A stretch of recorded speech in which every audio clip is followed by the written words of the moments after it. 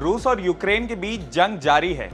रूस के सैन्य विमान लगातार यूक्रेन के आसमान पर उड़ रहे हैं और उनके शहरी और सैन्य ठिकानों पर बमबारी कर रहे हैं। इन सब के बीच यूक्रेन के राष्ट्रपति ज़ेलेंस्की लगातार अमेरिका और नेटो से यूक्रेन के ऊपर नो फ्लाई जोन घोषित करने की मांग कर रहे हैं। हालांकि अमेरिका और नेटो ने उनकी इस अर्जी को खारिज कर दिया है। इन सब के बारे में बात करें उससे पहले ये जान लेते हैं कि आखिर ये नो फ्लाई जोन क्या है। नो फ्लाई जोन दरअसल उस इलाके को कहा जाता है जिसके ऊपर से प्लेन्स के उड़ान भरने पर रोक होती है। आमतौर पर ऐसा सुरक्षा कारणों के लिहाज से किया जाता है। नो फ्लाई जोन वाले इलाके में किसी भी तरह के विमान नहीं उड़ सकते।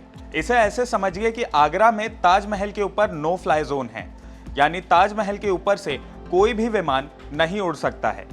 अगर उसके ऊपर से कोई विमान उड़ता है तो उसे मार गिराया जाता है या उतार दिया जाता है। ज़ेलेंस्की चाहते हैं कि अमेरिका, ब्रिटेन और नेटो देश यूक्रेन को नो फ्लाई जोन घोषित कर दें। ऐसा हुआ तो यूक्रेन के ऊपर से रूस के लड़ाकू विमान भी नहीं उड़ सकेंगे और अगर उड़ेंगे तो उन्हें मार दिया जाएगा। कई लोगों के मन में ये कंफ्यूजन रहता है कि एयर स्पेस बंद होना और नो फ्लाई जोन घोषित कर देना क्या दोनों एक ही बात है?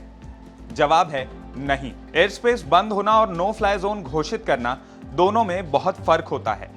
एयर स्पेस बंद होने से कमर्शियल फ्लाइट उड़ान नहीं भर सकती, वहीं नो फ्लाई जोन में कोई भी विमान उड़ान नहीं भर सकता है। अब जान लेते हैं कि आखिर ज़ेलेंस्की नो फ्लाई जोन की मांग क्यों कर रहे हैं। अगर अमेरिका, ब्रिटेन और नेटो देश पूरे यूक्रेन को नो फ्लाई जोन घोषित कर देते हैं तो उन्हें यूक्रेन के आसमान की निगरानी के लिए अपने लड़ाकू विमान भेजने पड़ते। वॉर में नो फ्लाई जोन घोषित करना बहुत संवेदनशील मुद्दा बन जाता है। किसी इलाके को नो फ्लाई जोन घोषित करने वाले देश या संगठन को वहां लड़ाकू विमान भी भेजने पड़ते हैं और अगर किसी दूसरे देश का विमान वहां उड़ान भरता दिखाई देता है तो उसे जबरदस्ती या तो उतार दिया जाता है या मार गिराया जाता है। राष्ट्रपति ज़ेलेंस्की की मांग को ठुकराते हुए नेटो महासचिव जेंस स्टोल्टेनबर्ग ने कहा कि अगर हम ऐसा करते हैं तो इससे पूरे यूरोप में युद्ध होने का खतरा है। उन्होंने कहा कि अगर नो फ्लाई जोन घोषित किया जाता है तो हमें वहां रूसी विमानों को मार गिराने के लिए अपने विमान भेजने पड़ेंगे, जिससे पूरे यूरोप पर युद्ध का खतरा बढ़ जाएगा।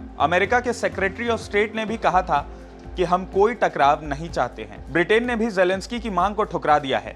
ब्रिटेन के उप प्रधानमंत्री डोमिनिक राब ने कहा था कि हम ऐसा नहीं करेंगे क्योंकि हमें रूसी विमानों को मार गिराने के लिए अपने विमान भेजने पड़ेंगे।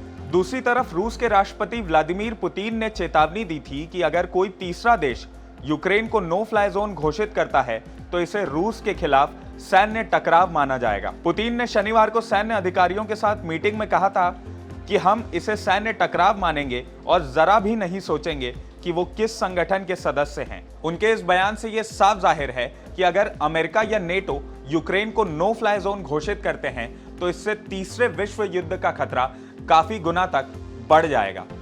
इन सब के बीच आपका क्या मानना है? क्या अमेरिका और नेटो ने यह फैसला लेकर सही किया या गलत? हमें कमेंट करके जरूर बताएं। अगर आपको यह वीडियो पसंद आया हो तो इसे लाइक और शेयर करना ना भूलें और IBC 24 के YouTube चैनल खबर विभाग को जरूर सब्सक्राइब करें। नमस्कार।